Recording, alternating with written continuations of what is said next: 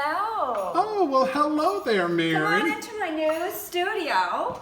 I'm actually in my house that I had a smaller studio I shared with you about 1.5 years ago that was in my laundry. It was awesome. But I always had this space that was a swimming pool, an indoor swimming pool. So it wasn't ready and it wasn't time for me to do that. And I had some other challenges as well. One of my favorite things is the fact that it has so much nature, so much window space. But that presented a problem because of heat. I'm in Arizona, as well as minimal wall space. So I'm going to show you how I dealt with the wall space issue. I added some sun-blocking blinds, so at the peak of the day, I can bring the blinds down all the way around. And then at the very end at the top, I dealt with another challenge where it wasn't all that hot and definitely not cool enough. So I added this small, very space-saving heating and air conditioning unit night and day. And then looking up, okay, I added some really powerful lighting, and I have 2 ceiling fans to kind of keep the air movement. So those were huge challenges for me. Of course, getting rid of the swimming pool was a really big challenge, but that worked. So I added floor that coordinates with my home. My home is very Mediterranean, so I really wanted to work in step with that. And then over there is kind of my little girl cave space. I have a little nook. Believe it or not, it was actually a whirlpool, also filled in. I have a swimming pool outside. That's more than enough water for me. And now that's just a great little nook where I hang out with my little rescue dog or read or just relax. My girlfriend painted that painting for me. Absolutely love it. It's so personal and sweet. So those were some of the challenges. So let me talk to you a little bit about what I did to resolve. One of the key things was, since I had very little wall space, I needed a big island. This island is really acting as if I have all this wall space, and it is very economically used. So for the first time, I can invite stampers because I have seating and an overhang where I can share and do more stamping time. That's something that Brian and I are going to do this afternoon with some friends. And then I even have some backup storage below for extra supplies, retired products, postal stuff, catalogs. That's all tucked inside. Things that I don't access a whole lot, I have in there. Now this is kind of my one big wall, and I maximized the efficiency. It's my Taj Mahal of paper, punches, and ink. And I'm a big fan of Stampin' Storage. I'm going to stop way at the top. This lovely lady was $10 framed. It's an actual oil, but she's fun. I found her at an estate sale, grabbed her for 10 bucks, and then added a bird cage because I want this to feel personal, like a very personal space. Just the view alone, to be honest with you, is probably my most spiritual and artistic feeling space. It means a whole lot to me, but like I said, I had some challenges. So I have used the Stampin' Storage 12 by 12 storage. I actually had this hutch made to order. So I worked out every measurement. These happen to be the IKEA height, okay, which is one of the options with Stampin' Storage. So I have 4 12 by 12 spaces. And then he has these little dividers that underneath, because I'm shorter than Brian, I have all of my labels. So here's watercolor paper, Regals, neutrals, and then I have all the rest of my designer paper and what I call my foo-foo paper, copper foil, glimmer, and all of that good stuff. And then I have all my 12 by 12. Again, this is Stampin' Storage paper storage. I have organized by, they call it rainbow coloring. I started doing that about 1 year ago and I love it, just even aesthetically. But I think it also helps me narrow down really quickly when I'm like, you know, I want to use a blue, I want to use a green. I have them all together, all the way down to the neutrals.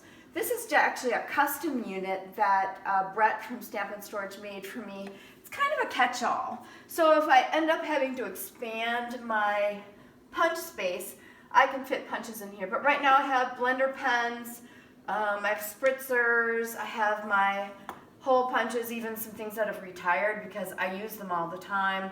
I have my little Dsp Swatch Books that I got from Mr. Brian King. Those are awesome. They are awesome. I've got several of these, but I have one of them that fits really well that has all of the Stampin' Up! Colors, so if I need to match something up with a scrap, I have that here.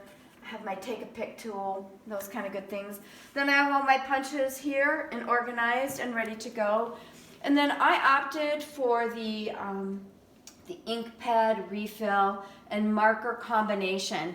It just puts everything ready to go and easy to use. And then my precious blender pens. And over here, I just found this recently, this fun little piece. This is mesquite and a fun and funky little paint that looks almost like this one. I have this piece. I've had this piece for a while, and then just wanted to put this on top. So this holds my laptop and a little bit of backup storage. And then as we move around, I have all my stamps here. I'm one of those people that just keeps my most current stamps. It makes it a lot easier because I kind of have many of them. I won't say all, but I have many of them. And so I keep them here and organized and at eye level. Originally, I had them down here because on each end of the island, I have open bookcases. And my team very quickly said, you know what, you're going to get tired of going down there to read the labels, which led me to have this upper eye level storage. Made a huge difference. I'm always still learning and improving on my storage space.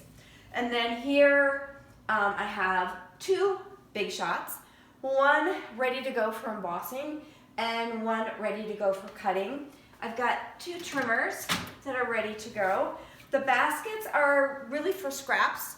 I usually kind of set one out like this so I can just kind of whoosh and put it away. And then today, with extra people coming, I will have more of them spread out to use. I have never been able to give up my tabletop cutter. I use it all the time, so I still have that. So in addition to the Taj Mahal of all of these different paper crafting essentials, I have, this is almost like a triangle of everything I need. So most of my work is done here or right here. So let's take a look at the drawers. They're very efficient. Hopefully they'll be very neat. I have in the top drawer all of my adhesive, scissors, and things that I always need right away for stamping. I use my Stamparatus about 90% of the time, and I've got some of the grid paper and some of the accessories below. I have a CD case that I use with the Stamparatus on the side that you flip out to kind of keep it flat when you actually ink up. I have my Simply Chamois. I have blocks that don't get a ton of use, but they kind of like go together. I'm super OCD, so things that kind of go together that help me stamp I have here. And then I still use my absorber cloth for some of my cleaning and quick cleanup. So, the only thing I want to mention is on Amazon, I got these bamboo drawer dividers, and they've really worked out well to kind of keep this space efficient. And then the next here, I used to have outside ribbon storage, and you know what? I found it always looked a little messy, except when I was doing a video, I'd always kind of clean it up. Having these dividers has made it really, I think, pretty neat and tidy. And I think of my ribbon and my twine and my embellishments all as one. And so if I'm sitting right here, because this is where I sit, I can easily reach those or reach different ribbons and have easy access. I also have these Totally Tiffany pocket sleeves. They're 5 by 7. She will be making them available very, very soon. She's expecting them this week. And I've got all of my embellishments in here. I have them labeled, and then even buttons I have tucked in here. Rhinestones, everything, and just organized. I have all the rhinestones kind of together, the pearls together. I think it makes great use of my space, quick and easy.